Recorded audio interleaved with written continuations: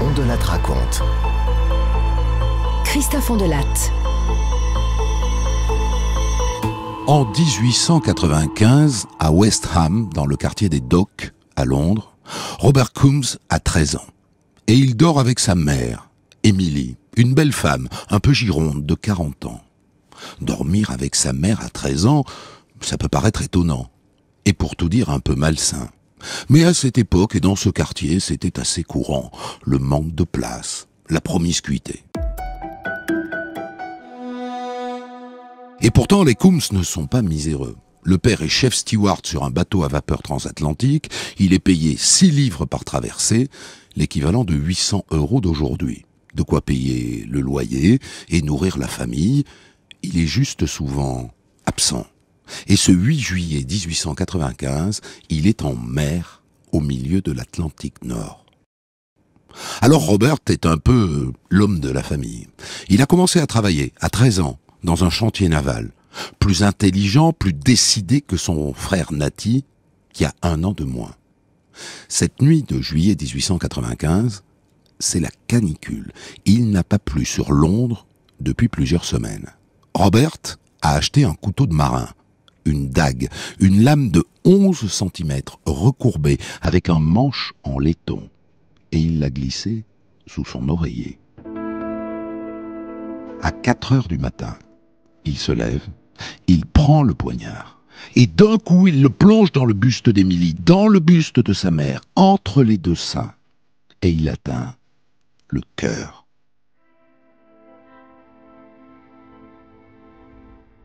Puis il sort de la chambre, il va voir son petit frère, Natty, et il lui dit « It's okay, that's done. » Ça y est, c'est fait. Il emmène Natty dans la chambre de sa mère. Quand ils entrent, Émilie râle encore. Robert la poignarde à nouveau. Maintenant, elle ne bouge plus. Et il se recouche à côté d'elle. Ce qui, entre nous, peut paraître monstrueux. Il se couche près de sa mère qui vient de tuer. Et il s'endort. Mais ce gamin n'est pas un monstre. Et je vais vous le prouver. Le lendemain matin, le lundi, à 6 heures, il fait déjà jour. Les 2 garçons sont habillés. Ils sortent de chez eux. Dans l'arrière-cour, ils croisent leur voisin, Monsieur Robertson. Robert lui tend 1 pound, 1 livre. Est-ce que vous pouvez payer la propriétaire tout à l'heure? Il n'y aura personne à la maison aujourd'hui. On va voir un match de cricket. Votre mère vient avec vous? Non, elle est partie voir Tata à Liverpool. On a un oncle qui est mort en Afrique. Puis les 2 garçons vont prendre le tram. Ils vont au Lord's, le stade de cricket du nord de Londres. En rentrant, ils viennent récupérer la monnaie et la quittance de loyer chez le voisin. Cette nuit-là, ils ne montent pas à l'étage. Ils dorment tous les 2 dans le salon. Le cadavre de leur mère est toujours dans le lit.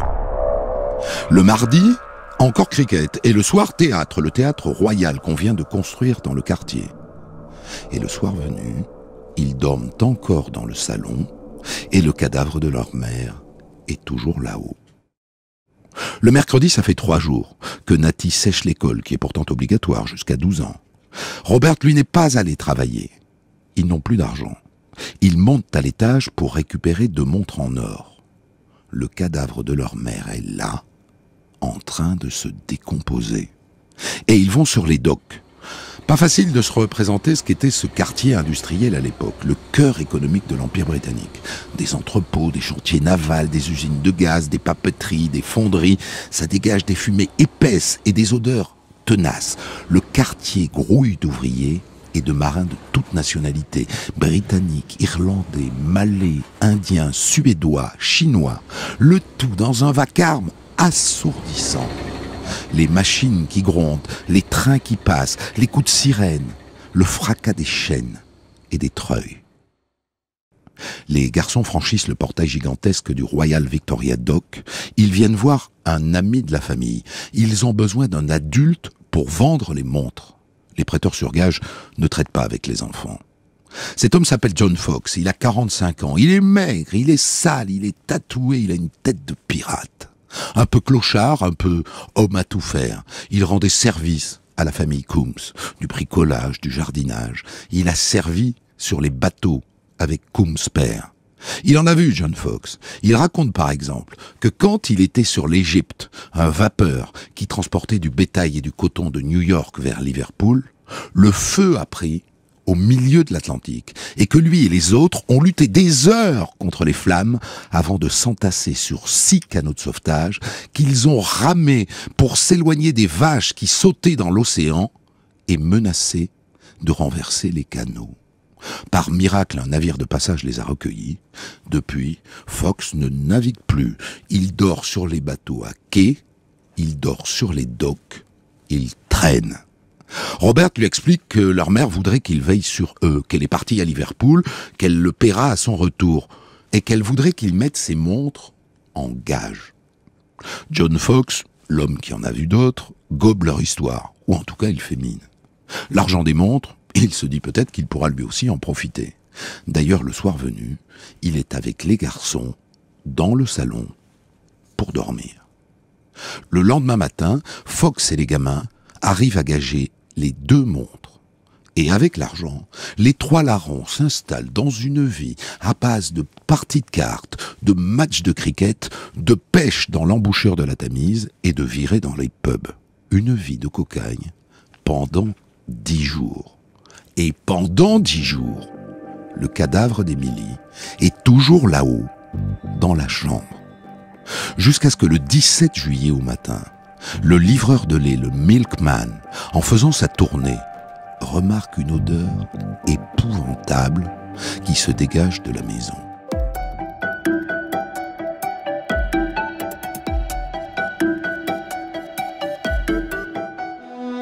Robert Coombs, 13 ans, a assassiné sa mère Emily de 2 coups de couteau. Après le meurtre, alors que le cadavre de leur mère est resté dans son lit, Robert et son frère profitent de la vie comme si de rien n'était, en compagnie d'un ami de la famille, un adulte, John Fox. Le milkman, l'homme qui distribue le lait dans les rues de Londres, a senti une odeur de mort. Alors il en a parlé au voisin, qui lui-même a fait prévenir la tante des enfants. Et la voilà qui arrive, la tante. Elle toque à la porte, plusieurs fois. Les 2 garçons et Fox sont en train de jouer aux cartes. Robert finit par lui ouvrir. Quand il voit sa tante, Natty, le plus jeune, saute par la fenêtre et s'enfuit à travers les jardins. « Où est votre mère ? Elle est partie chez Madame Cooper. »« Non, je ne le crois pas. Est-ce que je peux monter dans sa chambre ?» La Tati monte. Elle ouvre la porte. Elle distingue une forme sur le lit, recouverte d'un drap. La puanteur est insupportable. Il y a tellement de mouches dans la pièce qu'on n'y voit rien. Et maintenant, il y a un agent de police, le constable Robert Thwart. Il porte un uniforme bleu marine et son équipement réglementaire, un casque, un bâton, un sifflet, un calepin et un crayon.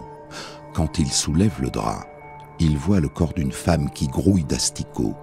Il y a 2 plaies béantes dans la poitrine. La vermine a déjà dévoré les cuisses, les parties génitales, les yeux et le nez. Il note, elle était en sous-vêtements et non en chemise de nuit. Sur le sol, il y a un couteau et un gourdin sur le plancher. Le constable Thwart se tourne vers Robert. « Oui, monsieur, c'est moi qui ai fait ça. Mon frère a reçu une raclée pour avoir volé un peu de nourriture et maman m'a dit qu'elle m'en donnerait une à moi aussi. Alors Natty m'a dit qu'il voulait la suriner. Mais comme il ne pouvait pas le faire lui-même, je m'en suis chargé. » Son explication est désarmante. Les 2 garçons et leur copain, John Fox, sont conduits au poste de police. Et le lendemain, le juge Bagalé envoie les 3 compères à la prison de Lowey. L'instruction peut commencer. L'homme qui va diriger l'enquête, le coroner, décide de s'installer au Liverpool Arms. C'est un pub du quartier. Et les témoins défilent donc dans le pub. Fox était-il au courant ? Natty était-il complice ou juste influencé par son frère ? Et enfin, qu'est-ce qui peut bien pousser un enfant de 13 ans à poignarder sa mère ? Fox est décrit comme un brave garçon, un peu simplé. Quant au jeune Natty, il n'a pas assez de personnalité pour avoir manipulé son frère. La clé de tout, c'est donc Robert. Les témoins que le coroner reçoit au pub disent qu'il est intelligent, qu'il est volontaire, qu'il est bon en classe et qu'il est passionné de lecture. Ça ne nous fait pas un assassin, ça. Et encore moins l'assassin de sa mère. Écoutez bien ce qui va suivre. À l'époque, la presse a son explication. C'est la faute des livres qu'il lisait. Après le meurtre, il y a même des journaux pour demander qu'on interdise ces livres. Le St. James Gazette, par exemple, écrit « Les frères Coombs, avec leur intelligence scientifiquement développée aux frais du contribuable, ont été amenés à considérer le meurtre comme une blague par l'étude assidue de la pire sorte de fiction, sanguinaire. » Au final, tous les trois sont renvoyés devant le tribunal. Robert pour homicide volontaire, Natty pour complicité, et Fox pour non-dénonciation. À l'époque, en Angleterre, on jugeait les enfants de 7 à 14 ans comme des adultes, pourvu qu'ils soient capables de distinguer le bien du mal. Pour le meurtre de sa mère, Robert risque la pendaison. Le procès se tient en septembre 1895 dans les locaux de l'Old Bailey, le tribunal criminel.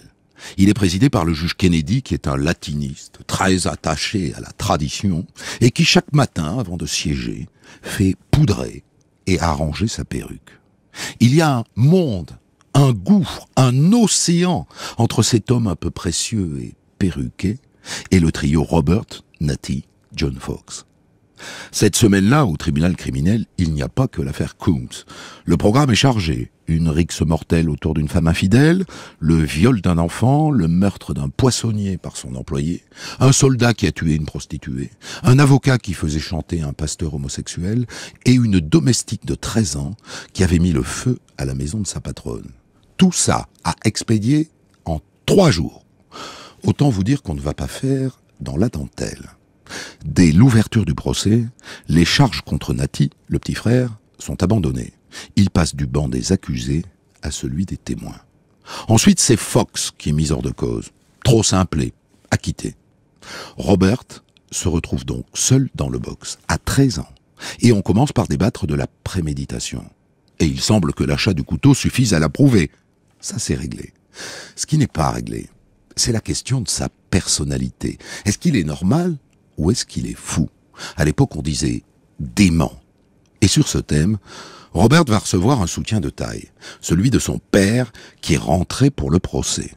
Il dit que Robert est particulier, mais que c'est un brave garçon.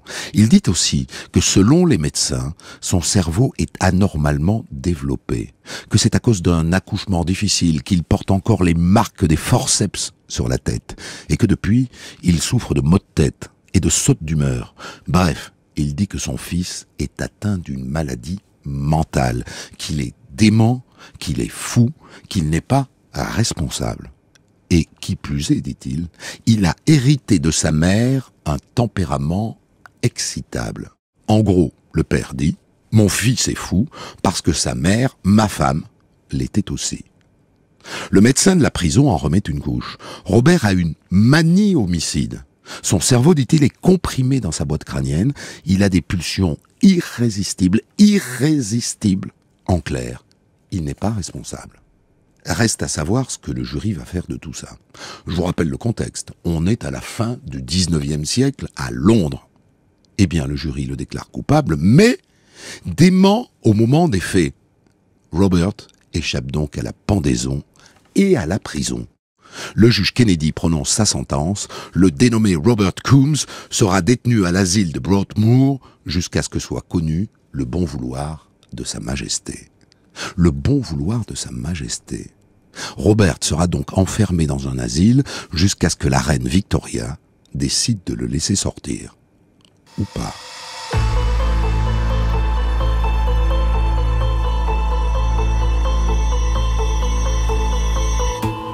Robert Coombs a assassiné sa mère de 3 coups de couteau, puis il est resté tranquillement à jouer aux cartes chez lui pendant que le cadavre pourrissait à l'étage. Il a été déclaré dément au moment de l'acte. Il est donc conduit dans un asile pour aliénés criminels. Europe 1. Robert est donc conduit à Broadmoor. Broadmoor se trouve à une 60aine de kilomètres de Londres. C'est un château entouré de fermes où sont internés 500 hommes qui ont été déclarés déments. Robert Coombs, qui n'a que 13 ans, va donc se retrouver au milieu de ces hommes qui sont en général beaucoup plus vieux et en vérité, beaucoup plus fou. Et a priori, pour le gamin un peu fantasque qu'il est, ça risque d'être un enfer. Un enfer ? Eh bien non, ce passage à Broadmoor, loin de le briser, va lui offrir un nouveau départ. Et le psychiatre qui examine Robert est très embêté. Il pense que Robert n'a rien d'un dément, qu'il n'a rien à faire là.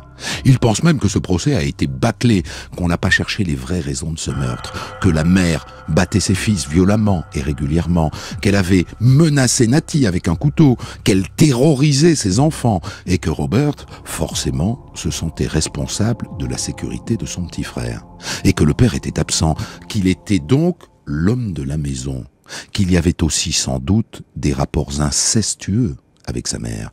Car non, il n'est pas normal qu'il dorme avec sa mère à 13 ans. Et d'ailleurs, les policiers ont bien noté qu'elle était en sous-vêtements, et pas en chemise de nuit, quand on l'a retrouvée. En sous-vêtements, dans le même lit qu'un adolescent pubère.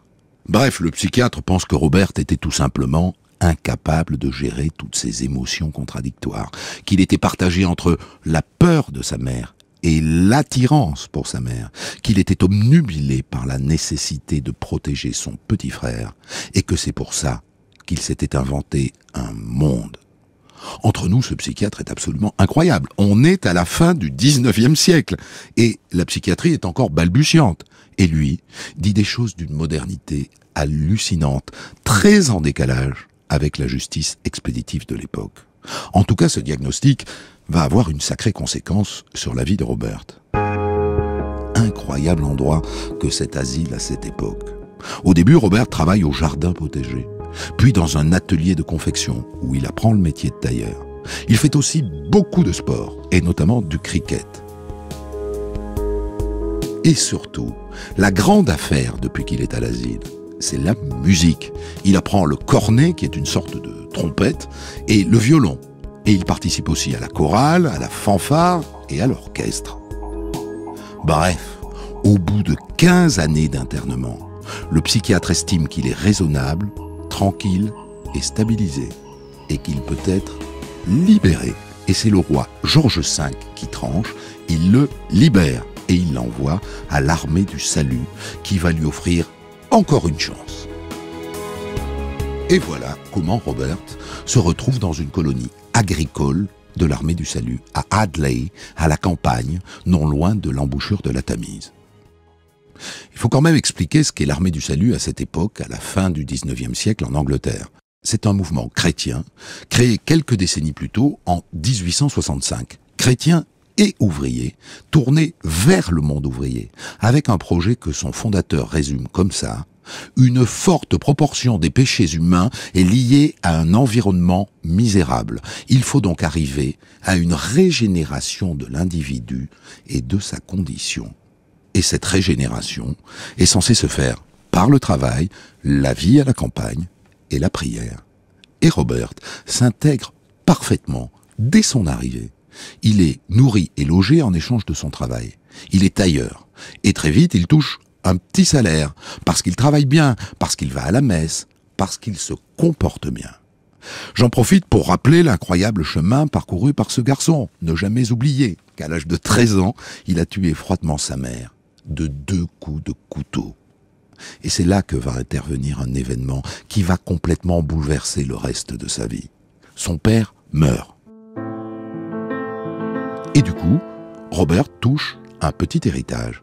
Et avec cet argent, il s'achète un billet pour une nouvelle vie. Aux antipodes, il s'achète un billet pour l'Australie. Et l'armée du salut le laisse partir. Et en janvier 1914, il prend le bateau pour Sydney.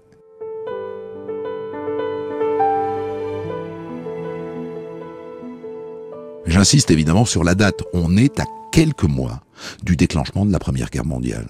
Ce qui fait que quand il arrive à Sydney, c'est le moment où l'Australie, qui est indépendante de l'Angleterre depuis 13 ans, l'Australie décide de s'engager dans la guerre aux côtés de l'Empire britannique. Et Robert, très peu de temps après son arrivée, il s'engage, lui aussi. Il est jeune, il est vigoureux, il en a vu des vertes et des pas mûres, Et à 32 ans, il embarque sur l'Ulysse, un navire australien qui part à la guerre. Il est d'abord cantonné en Égypte. Et là, il est brancardier et aussi un peu musicien. Il est formé par un médecin du bataillon qui lui apprend à faire des bandages, à confectionner des écharpes, des attelles et à administrer de la morphine aux blessés. Mais ça ne dure pas longtemps, car maintenant, il s'agit d'aller faire la guerre, la vraie. En avril 1915, il grimpe à bord d'un cargo crasseux, direction la Turquie, en vue de la bataille des Dardanelles. Il est débarqué à bord d'une chaloupe, dans une baie qui est bordée de collines rocailleuses. En face, il y a les Turcs. L'objectif est de prendre les collines, et lui, son travail, c'est à chaque fois que quelqu'un crie « Brancardier, brancardier !» de se porter au secours, de donner les premiers soins et d'évacuer les blessés. Le tout sous un déluge d'obus et de balles de mitrailleuses. Et le soir, Robert creuse des tombes pour enterrer les morts. Pour les Australiens, ça se passe mal. Ils sont assiégés, ils ont des problèmes de ravitaillement, il fait une chaleur terrible. Tous les soldats souffrent de dysenterie. C'est l'enfer. Et dans ces allers-retours entre la colline et la plage, Robert sera blessé 3 fois par des éclats d'obus et 1 fois par une balle. Et puis il aura aussi une hépatite. Et au mois de décembre, il était évacué vers l'Égypte, où il va se retaper avant de repartir au front. Il sera maintenant débarqué à Marseille, en avril 1916. Il se battra dans la Somme, où 28 000 Australiens vont être tués. Mais pas lui. On dirait qu'il y a une étoile qui veut que ce garçon qui avait mal débuté dans la vie, qui aurait dû être pendu à l'âge de 13 ans, s'en sorte. Et à la fin de la guerre, il aurait pu rester en Europe. Il était anglais. Mais non, il veut poursuivre son rêve australien et il reprend un bateau pour Sydney, où il arrive le jour de Noël 1918. En héros. Vous vous rendez compte? Il a tué sa mère avec une froideur qu'on ne peut pas oublier. Souvenez-vous qu'il a dormi dans le même lit que sa mère qu'il venait de poignarder. Et là, il est un héros.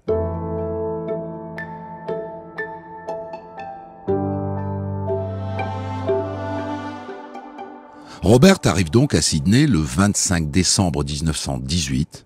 Il a maintenant 37 ans. C'est un miraculé. Il aurait dû être pendu pour avoir assassiné sa mère. Il aurait dû s'enfermer dans la folie dans l'hôpital psychiatrique où il a passé 17 ans. Il aurait dû mourir à la guerre comme sont morts la plupart de ses camarades. Et non, il est là. Il a survécu et on sent chez lui une envie de se poser, enfin, de se retirer des fureurs du monde. Alors il choisit le nord de l'Australie, le bush, loin de la civilisation. Il s'achète une petite maison, un petit champ et 8 vaches. Et voilà, il va vendre son lait, il va cultiver son potager et c'est tout. Il parle peu à ses voisins. On ne le voit au village que quand il va faire quelques courses et notamment acheter son tabac. Le dimanche, il va au temple. Presque une vie d'ermite. Il ne participe à aucune commémoration ou activité d'anciens combattants. Il n'a pas de femme et il n'en cherche pas. C'est un solitaire qui s'est retiré du monde. Sauf qu'il va se passer quelque chose, dans ce bush où pourtant il ne se passe pas grand-chose, qui va l'obliger à sortir de sa retraite. Son voisin, un certain Harold Smith, qui lui aussi a eu une vie agitée, qui a fait de la prison et qui est alcoolique, est un type qui terrorise toute sa famille. Et notamment son beau-fils, le fils de sa femme, un gamin de 11 ans, Harry. Et un jour, le petit Harry va prendre une rouste monumentale, à coups de cravache, au point qu'il ira trouver refuge au poste de police. On est au milieu des années 30 et Robert décide de s'occuper de ce gamin qui est rejeté par sa famille et qui est donc abandonné. Et ce Harry va le sortir de sa solitude, puisqu'il va l'accueillir chez lui. Harry l'aide à s'occuper de la ferme, mais pas question d'en faire son petit esclave. Il l'inscrit à l'école et le soir, il lui fait faire ses devoirs. On a vraiment l'impression que Robert, à ce moment-là, est dans la rédemption. Lui, le petit assassin monstrueux à qui on a donné sa chance, il veut rendre. Il veut rendre tout ce qu'on lui a donné. Il veut donner à son tour une chance à quelqu'un d'autre. Et comme toujours, quand on donne, on reçoit. Grâce à Harry, avec lequel maintenant il a monté une petite activité de maraîcher, des légumes qu'ils vont vendre en ville, en carriole à cheval, grâce à Harry, il se resocialise. Il est moins sauvage. Il se remet même à faire de la musique, de la trompette avec les anciens de son régiment, alors qu'il avait coupé les ponts avec tout son passé, l'Angleterre, l'armée, les anciens combattants. Il reprend contact avec ses camarades de guerre et un jour, il va même à Sydney pour participer à des commémorations. Et puis, ce qui devait arriver arriva. Harry est grand, il a 18 ans, il s'enrôle dans l'armée et Robert se retrouve seul. On est en 1939, si vous voyez ce que je veux dire. Et d'après vous, qu'est-ce qu'il va faire ? Eh ben, il va s'engager. Il va mentir sur son âge, parce qu'il a quand même 59 ans. Et le voilà dans un bataillon de défense du littoral de l'armée australienne, qui est censé défendre le pays en cas d'attaque japonaise. Il va y rester jusqu'en 1942, date à laquelle il est rendu à la vie civile pour des problèmes de santé. À partir de 1942, Robert Coombs ne quitte plus son village du bush australien et son potager. Il échange quelques lettres avec son petit frère Natty, qui a lui aussi émigré en Australie, mais ils ne se sont jamais revus. On ne sait pas ce qu'est devenu John Fox, son complice au moment de l'assassinat de la mère de Robert. Il est probablement mort sur les docks de Londres. Robert fait une crise cardiaque en 1949. On fait prévenir Harry, qui se précipite à son chevet, mais qui arrive trop tard. Robert est mort, et comme il n'y a pas grand-chose dans l'héritage, Harry n'a pas les moyens de lui payer une pierre tombale. Alors on pourrait dire, ben voilà, la fin d'une vie incroyable. Mais qui va s'en souvenir ? Qui se souviendra que Robert Coombs a existé ? Qui pourra dire qu'une vie n'est jamais jouée d'avance ? Qu'il y a une deuxième, voire une troisième, voire une quatrième chance ? Harry, qui doit beaucoup à Robert, va entretenir la mémoire de Robert Coombs. D'abord dans sa famille, il va raconter à ses enfants et à ses petits-enfants le destin incroyable de son père adoptif, dont il ne savait pas grand-chose d'ailleurs, et surtout pas le début de l'histoire, le crime, le meurtre sauvage. On pense que Robert ne lui a jamais raconté toute l'histoire. Et en 1996, il y a donc 20 ans, Harry a fini par donner à Robert Coombs la pierre tombale qu'il méritait. En le voyant en larmes au cimetière, sa fille lui a dit « C'est bien ce que t'as fait pour Monsieur Coombs ». Il lui a répondu « C'est qu'il s'est si bien occupé de moi ».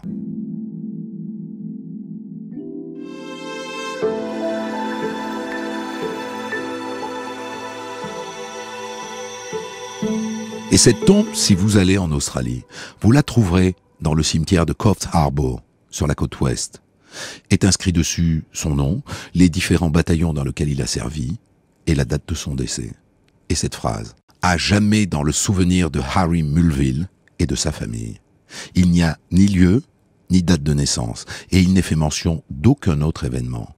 Et on ne remerciera jamais assez la journaliste Kate Summerscale d'avoir fouillé les archives pour exhumer et raconter cette histoire dans un livre qui vient de paraître et qui se lit comme un roman et que je vous invite vraiment à lire. Ça s'appelle « Un singulier garçon » aux éditions Christian Bourgois. Car elle s'est aperçue que s'il y a aujourd'hui des descendants de Harry Mulville en Australie, aucun n'était au courant des débuts dans la vie du bienfaiteur de leur famille. Dans le métier que je fais, les rédemptions sont rares et celle-là méritait le détour.